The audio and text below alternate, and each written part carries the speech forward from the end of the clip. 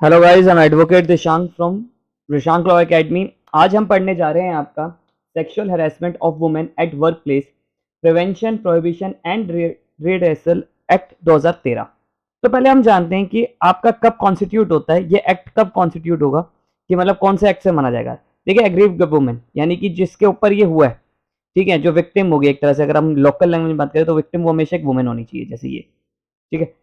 इसके साथ sexual harassment हुआ। सेक्सुअल हैरेसमेंट का मतलब यानी कि हम जानेंगे भी सेक्सुअल हैरेसमेंट क्या होता है। बस ये मान लीजिए अभी के लिए कि इसे अनकंफर्टेबल फील कराओ, इसे अनकंफर्टेबल फील कराओ, तो वही चीज आपका सेक्सुअल हैरेसमेंट में। अभी के लिए हम इसे वर्ड टू वर्ड भी जाएंगे।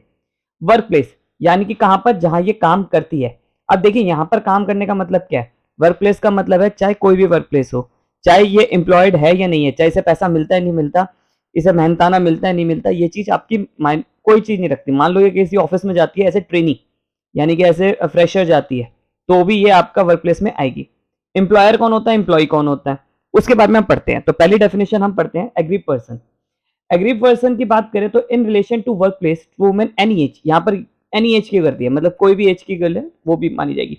वेदर एम्प्लॉयड और not, who allege has been, मतलब मान लीजिए कुछ दिनों की ट्रेनिंग के लिए भी आई है, चाहे कुछ दिन के लिए भी आई है, उसके साथ भी to any act sexual harassment, उसके साथ सेक्सुअल हैरेसमेंट हो जाती है, यानी कि उसे अनकंफर्टेबल फील करवा देते हैं। अभी नीचे डेफिनेशन में हम पढ़ेंगे सेक्सुअल हैरेसमेंट क्या आएगा। बाय द रिस्पोंडेंट, जिसके ऊपर उसने इल्जाम लगाया। In relation to dwelling, dwelling का मतलब होता है कि आपका ऑफिस हो गए, घर हो गया, यहाँ पर कुछ भी हो गया। अब आप कहेंगे कि घर में कैसे कोई ऑफिस में कोई घर में कब बनता है। मान लीजिए ये घर है, ए का घर है, ठीक है, ए एक आदमी है मान लीजिए, उसके यहाँ पर एक डोमेस्टिक हेल्पर आती है, यानी काम वाली बाई आती है काम करने, तो हो गया ना वर्क रिलेशनशिप। अब उसके साथ कोई सेक्सुअल हैरेसमेंट करता है ये, तो उस पर भी केस होगा। अभी इसे ध्यान से पढ़ेंगे हम। तो ड्वेलिंग का मतलब होता है निवास, ठीक है। अब निवास आपका ऑफिस भी हो सकता है और आपका प्लेस भी। जैसे बोला जाता है ड्वेलिंग कि कुछ घंटे के लिए आप कहीं रुक रहे हो, कुछ आपका रहने का जहां पर इंटेंशन है, वो चीज को आपको ड्वेलिंग को कहा जाता है, ठीक है। ऑफिस भी इसमें आते हैं, हाउसेस भी आते हैं। Of a women of any age, यहाँ पर भी लिख दिया कि यहाँ पर any as who is employed in such a dwelling place और हाउस, जहां पर वो काम करते हैं। जैसे मान लीजिए ऑफिस में कोई डोमेस्टिक हेल्पर हो गई, वो भी इसमें इंक्लूड है, ठीक है। पर वो क्या होनी चाहिए, एक वुमेन होनी चाहिए, ठीक है। और आपका घर पे जो काम करने वाली काम वाली बाई आती है, या आपका मान लीजिए कोई कूड़ा करकट करने वाली आती है, या आपकी सिर्फ गाड़ी साफ करने ही आती है, वो भी आपका उसमें आती है। सेक्सुअल हैरेसमेंट का मतलब है इंक्लूड वन और more of the unwelcome act, यानी कि वही बात आ गई, अनकंफर्टेबल करवा दिया। बिहेवियर यानी कि अनवेलकम एक्ट, मतलब जिसमें जैसे ये लड़की है, ये आदमी है, ठीक है, ये लड़की नहीं चाह रही, इसकी कोई भी बात है इसे अनवेलकम लग रही है कि नहीं, मैं इसकी ये बात टॉलरेट नहीं कर रही। जैसे मैं इसे, ये आदमी इसे बोल देता है कि मैं चला तेरे को मसाज पे ले चलूं, तो क्या ये चीज आपका सेक्सुअल हैरेसमेंट पे आएगी? तो आंसर इज यस, क्योंकि ये कंफर्टेबल फील नहीं है। वेदर डायरेक्टली है इनडायरेक्टली है, यानी कि डायरेक्टली बोला हो या इम्प्लीकेशन से बोला हो, कुछ भी हो, आपका वो चीज इसमें इंक्लूड होगी। फिजिकल कांटेक्ट बनाने की कोशिश करें, जैसे मान लीजिए ए है, एक मेल है, वो बी जो फीमेल है उसके साथ उसके इयररिंग्स को टच कर रहा है, उसके नेवल पार्ट पे टच कर रहा है, उसके बस उसके कोई कमेंट कर रहा है, उसकी ब्रा पे कमेंट कर रहा है, कुछ भी ऐसी चीजें कर रहा है, ये सब आपका फिजिकल, या उससे कोई फिजिकल कांटेक्ट बनाने की कोशिश कर रहा है। फिजिकल कांटेक्ट का मतलब यानी कि उसके टच में आने की कोशिश कर रहा है, उसको उस मतलब अनवेलकम टच कर रहा है, ऐसी चीजें। डिमांड और रिक्वेस्ट ऑफ सेक्सुअल फेवर्स, यानी कि मान लीजिए ये कोई बॉस है, ठीक है, या एक ये उसकी एम्प्लॉई है, एक फीमेल है, या ट्रेनी है, ये उसके यहाँ पर ट्रेनी मतलब यानी कि उसके यहाँ पर कुछ टाइम के लिए इंटर्नशिप के लिए आई है।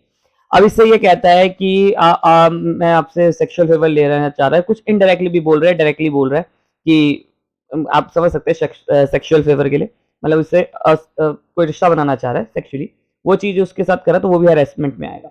अब मान लीजिए तो बॉस की बात हो गई, मान लीजिए इसका कोई कलीग ही है, सेम रैंक पर है दोनों, एम्प्लॉयर एम्प्लॉय का रिश्ता नहीं है, मालिक और नौकर का रिश्ता नहीं है, ये भी अगर सेम कलीग है, क्या उस कलीग पे भी लगेगा? आंसर इज यस, उस कलीग पे भी लगेगा। मेकिंग सेक्सुअल कलर्ड रिमार्क्स, उसके ऊपर कोई सेक्सुअल कलर्ड रिमार्क्स करता है कि ये चिकनी चमेली टाइप्स, या उसके कॉम्प्लेक्शन पे कोई सवाल उठाता है, ये सब चीजें। शोइंग पोर्नोग्राफी, उसे पोर्नोग्राफी दिखाता है उसकी इच्छा के विरुद्ध। Any other unwelcome physical verbal और नॉन वर्बल कंडक्ट। अब देखिए इसने एनी अदर में सब कुछ डाल दिया। जैसे कि अगर एक आदमी है, वो एक लड़की, उसकी दोनों काम करते हैं एक जगह पे, अब ये मेल है, ये फीमेल है, अब ये से क्या करता है, कभी इसके उसको कांटेक्ट बनाने के लिए उसे टच कर रहा है, चलो वो समझ आता है। उसको प्रपोज कर रहा है, उसने मना कर दिया कि चल प्रपोज मत कर, तो भी उसे बार बार कर रहा है, तो भी चीज आता है। अब ये बात कहता है कि चलो ये तो लगेगा कि वर्क प्लेस पे आपने हैरेस करा एक लेडी को, पर साथ में इस पे ये भी लगेगा कि 354 भी लगेगा, 354 ए बी सी डी जो आईपीसी की है वो सब लगेगी। 354 बात करता है ऑडेस्ट्री मोडेस्ट्री वुमेन की आपने लज्जा भंग कर दी। ए बात करता है सेक्सुअल हैरेसमेंट की सेम लैंग्वेज है। बी बात करता है आपने डिसरॉप करने की कोशिश करी। सी बात करता है आपका आपने उसका वीडियो बनाने की कोशिश करी अब प्राइवेट पार्ट की, ठीक है, ये मतलब उसे जब वो कोई प्राइवेट एक्ट कर रही है। डी उसको कहते हैं स्टॉकिंग। तो सिंपल सी बात है, हुआ है। मान लीजिए एक आदमी है, ठीक है, ये इसका साथी है बी का, ये वुमेन है, ये क्या करता है, ये दूसरे डिपार्टमेंट में है और ये दूसरे डिपार्टमेंट में है, ठीक है, मान लीजिए। अब ये तब भी इस डिपार्टमेंट दोनों के डिफरेंट है। अब ये से क्या करता है, बार बार व्हाट्सएप पे मैसेज कर रहा है या इसे फेसबुक पे मैसेज कर रहा है, ये कहेगी यार मत कर, पर तब भी इसे करता चला जा रहा है, करता चला जा रहा है। क्या इस पे बनेगा? आंसर इज यस, इस पे ये केस बनेगा। वर्क प्लेस की बात करें, अब वर्क प्लेस में क्या है, एनी डिपार्टमेंट। अब देखिए ये वाला पार्ट तो आपका गवर्नमेंट सेक्टर की बात करता है, ठीक है, और ये वाला पार्ट आपका प्राइवेट सेक्टर की बात करता है। Any department, any organisation undertaking establishment, कोई भी आपकी हो, ब्रांच हो, यूनिट हो। मान लीजिए एक एसबीआई बैंक है, वो प्राइवेट बैंक, गवर्नमेंट बैंक मान लीजिए, ठीक है, उसके जो जितनी भी यूनिट्स है वो सब उसमें इंक्लूड होंगी, ठीक है। आरबीआई की कोई यूनिट्स है वो भी सब इंक्लूड होंगी, सब कुछ जो भी यूनिट्स भी होंगी, यूनिट्स भी इंक्लूड होंगी इसके अंदर। एस्टेब्लिश बाय ऑन्ड कंट्रोल्ड और होली और सब्सटेंशियली फाइनेंस्ड बाय फंड्स, या तो उसमें गवर्नमेंट का कुछ यूनिट हो या कुछ हो, सेमी गवर्नमेंट हो, वो दोनों सब उसमें आएंगी। Local by appropriate government. अब ये देखिए अप्रोप्रिएट का मतलब, गवर्नमेंट का मतलब क्या है, इसमें सेंट्रल गवर्नमेंट भी आ गई, स्टेट गवर्नमेंट भी आ गई, लोकल अथॉरिटीज भी आ गई। लोकल अथॉरिटीज का मतलब यहाँ पर आपका पंचायत, म्यूनिसिपल्स हो गई, या कोई आपके अथॉरिटी ने कोई स्टैब्लिश कर रखा है यूनिट, वो भी चीज उसमें आ गई। अब यानी प्राइवेट सेक्टर भी इसमें आता है, ऑब्वियसली बात है, यहाँ पर प्राइवेट सेक्टर भी इंक्लूड होता है, ठीक है। वर्क प्लेस में आपका प्राइवेट सेक्टर भी आता है, कोई भी हो, चाहे उनकी जैसे मान लीजिए XYZ एक और कंपनी है, बहुत बड़ी कंपनी है, रिलायंस टाइप जैसी कंपनी है, ठीक है, उसके यहाँ पर जो जितनी भी ब्रांचेज है, कितनी भी कंट्री में हो, कितनी भी स्टेट्स में हो, जो ब्रांचेज है वो सारी आपका उसमें आती है, चाहे किसी भी लेवल पे हो, एंटरटेनमेंट लेवल पे हो, कुछ भी हो। अच्छा मान लीजिए आप एक बात बताइए, एक मूवी की शूटिंग चल रही है, उस मूवी की शूटिंग में क्या होता है, डायरेक्टर है, वो अपने आपका जो भी वहां पर काम कर रही हैं लड़कियां, कोई भी आप ले लीजिए, उसको वो हरास कर रहा है, ठीक है। हरास का मतलब वही सारी अनवेलकम टच कर रहा है, ये सब कुछ जो भी से कर रहा है। क्या ये चीज उसमें आएगी? आंसर इज यस, ये भी उसमें आएगी, क्योंकि वो वहां पर वर्क प्लेस है और वहां पर है। जैसे ये एक्टर डायरेक्टर है या प्रोड्यूसर है, कोई भी है, या और उसके वो एक्ट्रेस काम कर रही है वहां पर, वो भी चीज आएगी। अब मान लीजिए एक्ट्रेस के साथ बदतमीजी उसका वो हीरो ही कर रहा है, तो भी उसमें आएगी। या वहां पे जितने भी स्टाफ है वो उसके अंडर है, तो वो सब इसमें आएंगे। तो मूवी पे जितने भी यूनिट लगते हैं सब उसमें आएंगे। हॉस्पिटल हो गया, नर्सिंग होम्स हो गए, वो भी सब आएंगे। एनी स्पोर्ट्स इंस्टीट्यूशन, आपका चाहे रेजिडेंशियल बेस पर भी हो, फॉर ट्रेनिंग स्पोर्ट्स, मतलब मान लीजिए कोई एक मैंने स्पोर्ट्स अथॉरिटी खोल रखी है, वहां पर कोई लड़की के साथ बदतमीजी कर देता है, चाहे एम्प्लॉयर करे या कलीग करे, कोई भी करे, कोई भी का मतलब यानी कि उनका कोई डोमेस्टिक सॉरी कोई भी उनके बीच में रिलेशनशिप होना चाहिए। रिलेशनशिप मतलब कैसे, काम का रिलेशनशिप होना चाहिए, तभी होगा। तो वो भी चीज उसमें आती है। जैसे प्राइवेट अथॉरिटी वो होती है ना आपकी, स्पोर्ट्स यूनिट्स खोल लेते हैं, कि जैसे मान लीजिए क्रिकेट की जगह सिखाता है एक आदमी, वहां पर वो खोल लेता है, तो वो भी चीज उसमें इंक्लूडेड है। Any place visited to the employ arising out of the during the course of the employment including transportation. अब मान लीजिए ये लेडीज है, ये लेडीज जो है वो ट्रक चलाती है या ट्रेन चलाती है, तो कुछ टाइम के लिए चलाती है, कॉन्ट्रेक्चुअल बेसिस पे लगी है, कुछ भी तेज है, तो वो भी उसमें इंक्लूडेड आएगी। एनी ड्वेलिंग प्लेस और हाउस, इसमें वही आपका जो यहाँ पर काम करने वाली लेडीज आती है वो भी इंक्लूड हो गई। अब एम्प्लॉय की बात करें तो एम्प्लॉय कौन होता है? एम्प्लॉय देखिए, एक होता है एम्प्लॉयर। एम्प्लॉयर का मतलब आपका मालिक, चाहे वो कोई भी हो सकता है। जैसे एक मान लीजिए एक यूनिट है, यूनिट में एक मैनेजर है, ये मैं कौन हुआ, उसमें काम करने वाला मैं कौन हुआ, एम्प्लॉय हुआ। वो क्या हुआ, एम्प्लॉयर हुआ। अब उसके ऊपर भी एक बॉस है, तो फिर वो क्या बन गया, एम्प्लॉय बन गया।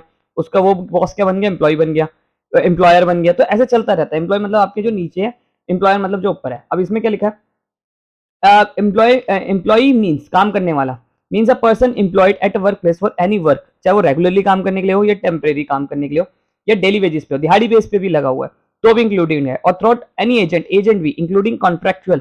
मान लीजिए जैसे कुछ प्राइवेट गवर्नमेंट ऑर्गेनाइजेशंस होती हैं, वो क्या करती हैं वहां पर अपने यहाँ पर है ना जो डिपार्टमेंट होता है, जैसे चौकीदार हो गया या कुछ हो गया, वो कॉन्ट्रेक्चुअल बेसिस पे रख लेते हैं, ठेका दे देते हैं। जैसे मान लीजिए ये कंपनी है, ये आपका एक हॉस्पिटल है, उसने अपने यहाँ का जो स्टाफ रख रखा है वो एक कॉन्ट्रैक्ट कंपनी को दे रखा है, ठीक है। अब वहां पर जो भी लगा हुआ है वो सारे कॉन्ट्रेक्चुअल, वो इनका इसका रिश्ता है, इनका इसको उसके साथ रिश्ता नहीं है। तब भी अगर वहां पर कोई कॉन्ट्रेक्चुअल बेसिस पे कोई लेडीज लगी हुई है, उसके साथ कोई बदतमीजी कर देता है, चाहे हॉस्पिटल का स्टाफ करे या इनका स्टाफ करे, वो भी इंक्लूडेड है। यहाँ पर कोई भी ऑब्वियस से बात है कि मान लीजिए कोई हॉस्पिटल में कोई और दूसरा आदमी आके बदतमीजी करता है, कोई दूसरा बिल्कुल अपना हॉस्पिटल में दिखाने आया तो वो नर्स के साथ बदतमीजी कर देते हैं, तो वो तो इंक्लूड नहीं होगा। यहाँ पर बात हो रही है सिंपल, जो आपका एम्प्लॉयर है उनकी बात हो रही है या आपके कलीग की बात हो रही है। तो जो रिस्पॉन्डेंट होगा, जिसके ऊपर केस होगा, वो हमेशा एक आपका एम्प्लॉय या कलीग होना चाहिए, या फिर वो चाहे कैसा भी हो डायरेक्टली। और यहाँ पर कॉन्ट्रेक्चुअल बेसिस भी एम्प्लॉय में है। प्रिंसिपल एम्प्लॉयर रेम्युनेशन यानी कि मेहनताना जैसे मिलता हो या नहीं मिलता हो, जैसे यहाँ पर बहुत अच्छी बात लिख रखी है कि ट्रेनिंग, जैसे मान लीजिए एक लॉयर्स का चैम्बर है, वहां पर कुछ ट्रेनिंग आती है काम करने, ठीक है, वहां पर उनके साथ उसके जो कलीग है वो बदतमीजी करते या उनका जो सीनियर एडवोकेट है वो बदतमीजी करते, तो क्या वो भी उसमें इंक्लूडेड होगी? वो क्या लड़की सेक्सुअल हैरेसमेंट का केस कर सकती है उसके ऊपर, चाहे इस अपने सीनियर एडवोकेट पे या उस कलीग पे? तो आंसर इज यस, उस पर भी कर सकती है। ठीक है, क्यों? क्योंकि वहां पर वो ट्रेनी है, वो भी उसमें आपका बोला गया, ट्रेनी भी इसमें इंक्लूडेड है। एम्प्लॉयर कौन होता है? ऑब्वियसली बात है, मालिक। इसमें क्या है, एनी डिपार्टमेंट में हो, चाहे अप्रोप्रिएट गवर्नमेंट का कोई भी हो, ठीक है, चाहे वो सेंट्रल गवर्नमेंट से हो या स्टेट गवर्नमेंट से हो या कोई अदर अथॉरिटी से हो, यहाँ पर तो सरकारी की बात हो गई। और यहाँ पर बोला गया कोई भी आपका in any work not covered, अगर मान लीजिए ऊपर कोई कवर्ड नहीं हुआ तो भी उसमें वो इंक्लूडेड है। ठीक है, तो जहां पर सुपरविजन हो वो भी एम्प्लॉय में आता है। ये सिर्फ डेफिनेशन क्लॉज चल रही है। For the purpose of sub section management including the person board of committee responsible for the formation of admission, यानी कि जो भी, जैसे मान लीजिए कोई अथॉरिटी है वहां पर सुपरवाइजर का काम कर रहे हैं, तो वो भी उसमें इंक्लूडेड है। In relation of work place cover subsection 1 and 2, discharge contractual, contractual भी इसमें आएंगे। In relation to dwelling places और हाउस, मान लीजिए यहाँ पर एक आदमी है, उसके घर में एक औरत काम करने आती है, तो यहाँ पर वो इसकी एम्प्लॉय बन गई और ये एम्प्लॉयर बन गया। ठीक है, तो वो भी इसमें इंक्लूडेड है। अभी यहाँ पर बहुत अच्छी बात ये रखिए, irrespective the number of times of period such work of the nature of activities, यानी कि मान लीजिए वो जरूरी नहीं है कि, जैसे क्या होता है अगर हम वर्कमैन की डेफिनेशन पढ़े, अगर हम उसमें जाए वर्कमैन की डेफिनेशन पढ़े, तो उसमें होता है कि इतने टाइम तक मेरे पास काम करेगा तभी वो वर्कमैन में आएगा, या एक ऑर्गेनाइजेशन तभी उस ऑर्गेनाइजेशन को तभी माना जाएगा जब वहां पर इतने बंदे काम करें, वगैरह इररिस्पेक्टिव कितने भी नंबर ऑफ पीरियड्स हो, कितने दिन भी उसने लेडीज ने काम करा हो। जैसे मान लीजिए यहाँ पर एक लेडी आई, लड़की है, ट्रेनी आई या एम्प्लॉय है, उसने मेरे यहाँ 2 दिन काम करा, तब भी वो उसको और मेरा एम्प्लॉय और एम्प्लॉय के बीच में रिश्ता बन गया एज पर the work sexual harassment at work place वाले एक्ट के तहत। ठीक है, तो ये बात इतनी किसी करता है। अब इस बाकी की हम वीडियो हम आगे की कंटिन्यू करेंगे, जिसमें हम पेयर एक्ट को शुरू करेंगे। तो आज हमने जाना कि सेक्सुअल हैरेसमेंट कब बनेगा, कब नहीं बनेगा, और इंपॉर्टेंट डेफिनेशन। आई होप आपको मेरी वीडियो पसंद आई हो। अगर आपको मेरी वीडियो पसंद आई हो तो चैनल को सब्सक्राइब करिए।